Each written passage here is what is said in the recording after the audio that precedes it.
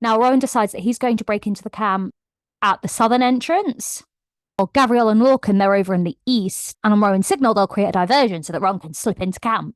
So we're getting close to the alien rescue guys. But down in Elwë, the Crocans, Manon, Dorian the 13, they've all made it to this like great witch meeting at this ancient camp. All the 7 great hearths, they each have their own fire. And Dorian, he's still trying to learn how to shapeshift. He has not been successful yet. And Glennis gives Manon these 3 brooms and tells her she's got to go deliver them to different people at the camp. And Manon knows that this obviously means something, but she doesn't know what. Carson, a Crocan witch who's watching the Wyverns all together, tells Manon, like, did you know Abraxos and Noreen, who is Astrid's Wyvern, they're mates. They're a couple. Astrid's Wyvern and Manon's Wyvern are in love with each other. Oh. And as they're having this discussion, she says, oh, did you ever see Rhiannon's Crocan witch crown? The Crocans have never been able to get it back. And Manon's like, interesting. Unfortunately, at this point, Dorian and Manon get into a bit of a fight. Do not love this for them, because he's like, you care. And she's like, I'm a cold and feeling being who doesn't care about anyone or anything. And Dorian's like, well, would you care if I told you I really like you? I really care about you. And she's like, you're an idiot.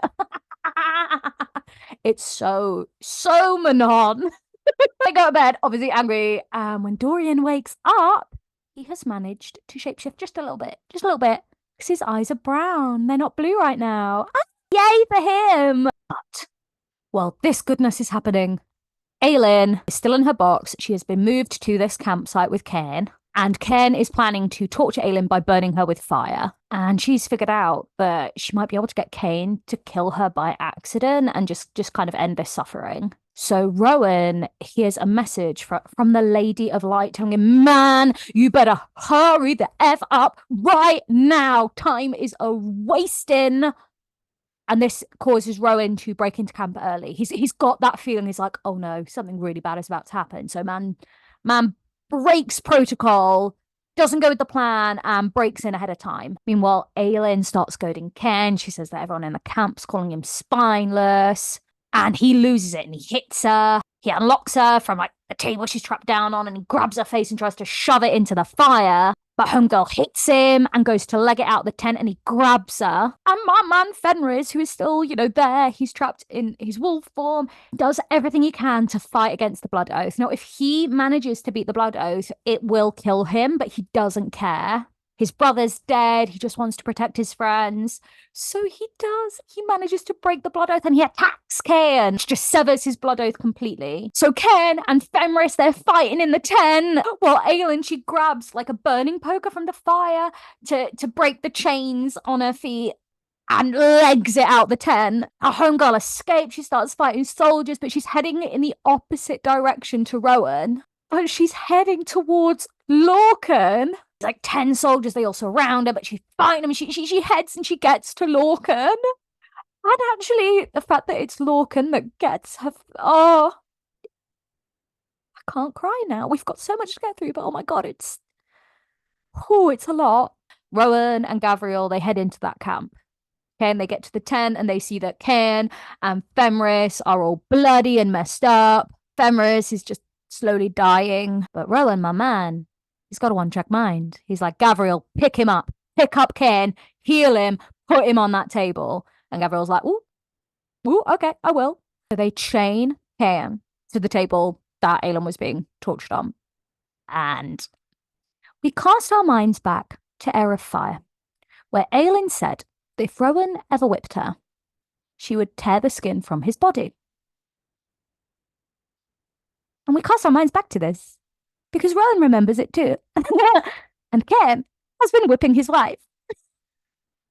And you cut away from it. But you know that Rowan is about to start torturing Cain. And it is about to be transcendent. It's about to be the worst pain ever. And you read it and you're going, yes! Torture him!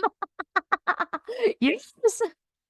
And I'm just saying, if my husband doesn't do something like that for me, or wouldn't do something like that for me, Ah, don't want him. That's true love right there. Rowan finds Aelin in Lorcan's arms, and Aelin's begging them to go get Fenris. So Rowan's like, okay, we're going back to camp. Now, a lead sees Lorcan bring Aelin back with him, but Aelin, she's going crazy. She's screaming. She wants all the shackles taken off of her and she wants the mask off her face, but it's locked with weird marks. They literally cannot get it off. And so she has to teach Rowan the symbols he needs to draw on the mask to get it to open.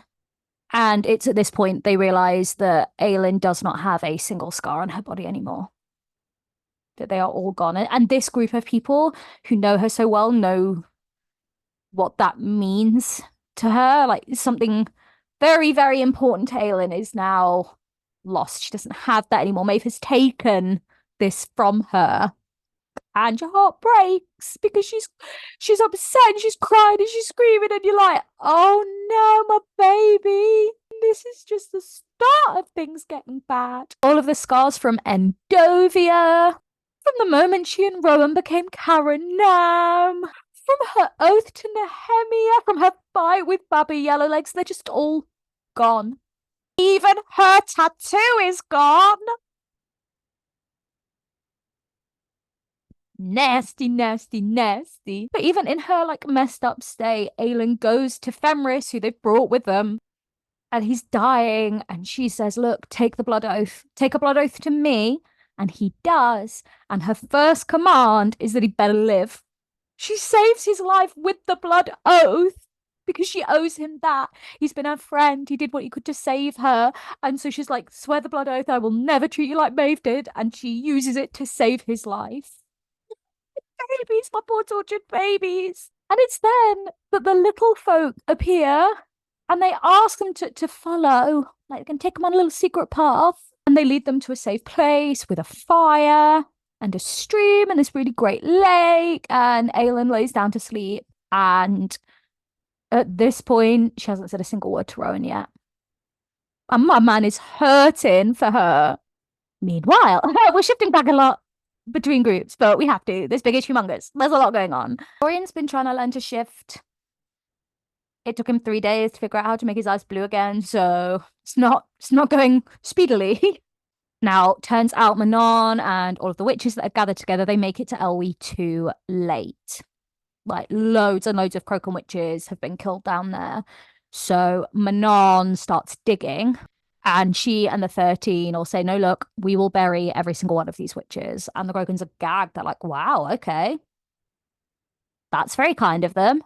Turns out 4 of the Crochan covens, they made it to the king and queen of Elwë, who are obviously Nehemia's parents, and they are helping them fight against Marath's forces because they're very much under attack from Erwin. Now, Dorian tries to summon the spirit of Gavin again, but instead of Gavin, Coltane Rompia comes back.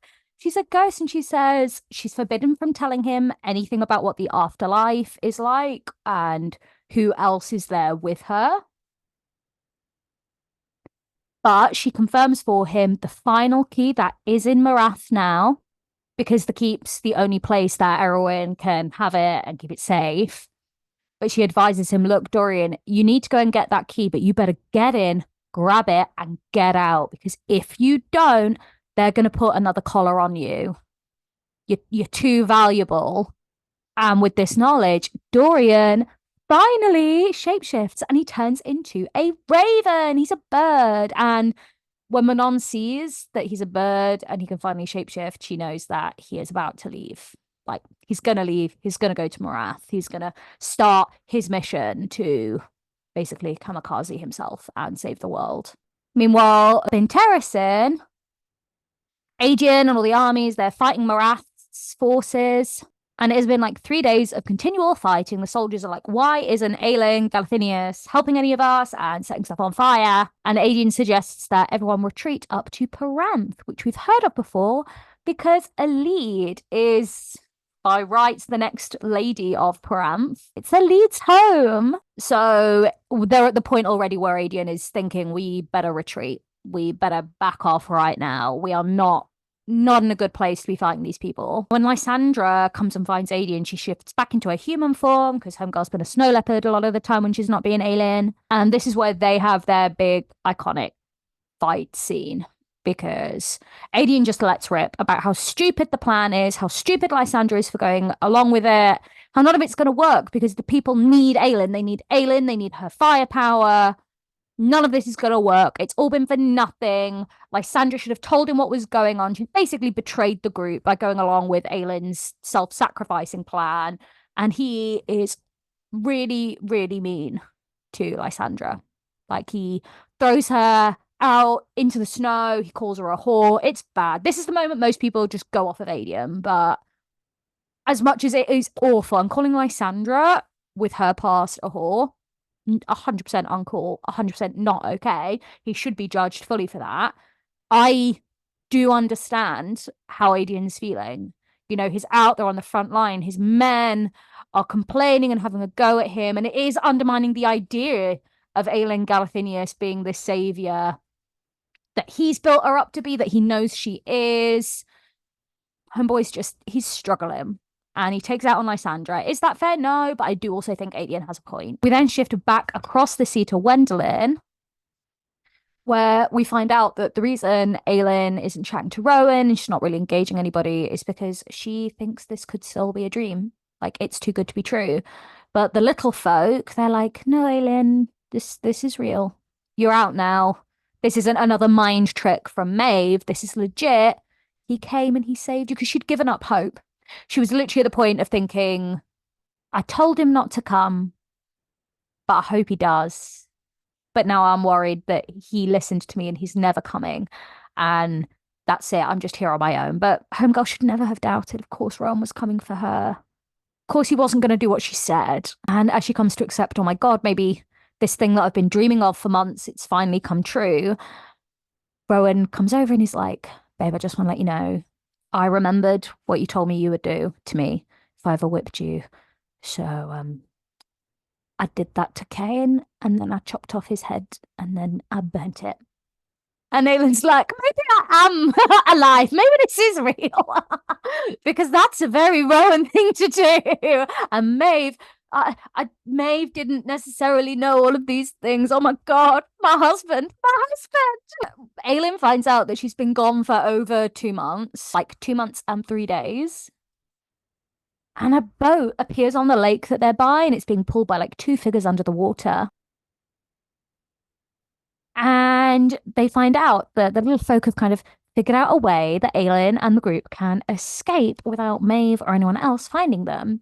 Because there are all of these caves that link the lake that they're at to the sea. And all they have to do is get in this boat, and it's going to take them through all of these caves, like through the darkness, and that they'll emerge out at sea, safe, without anyone in Wendelin finding them. And it is at this point that the little folk who we met all the way back in book 1, okay, I'm just going to give it a point. The little folk have been present since book 1. And do you remember what they gave Selena Sardothian in her tent? They gave her a crown of flowers, didn't they? And at this point, they give her the crown of Mab, their queen. Because not only is she Brannon's heir, she's Mab's heir. So she's been the queen of the little people all the way through these books. They made her a crown of flowers all the way back in Throne of Glass because she's their queen. And they were like, ah.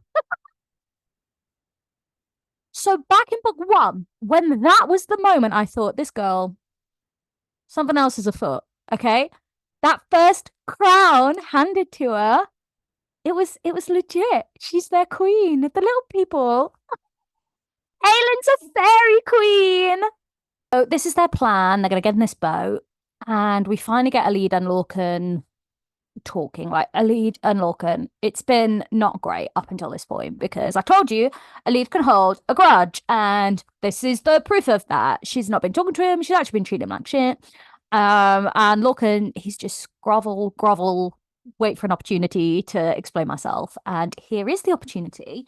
And he tells her that on the beach, the thing that made Alid crazy when he started like crying and like crawling after Maeve, he tells her, what? No, like, you totally read the situation wrong. I didn't crawl after Maeve at all. She'd just told us all that that woman, Aelin Galathinius, was my blood brother Rowan's mate. Like, that's his soulmate. Of course I was crawling after Aelin, not Maeve.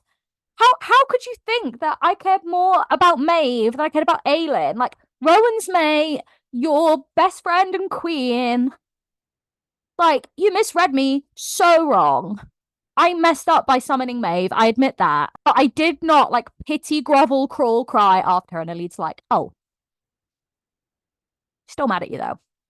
So they travel in their little boats and eventually enter a barrow, which is like white territory. And these creatures that they're like malevolent beings that like hoard gold. And so Aelin's like, stop the boat. If whites were around here, there's gonna be a ton of gold, right? And as much as I want to carry on with the mission, I want to get back home. There's gonna be like a ton of treasure somewhere.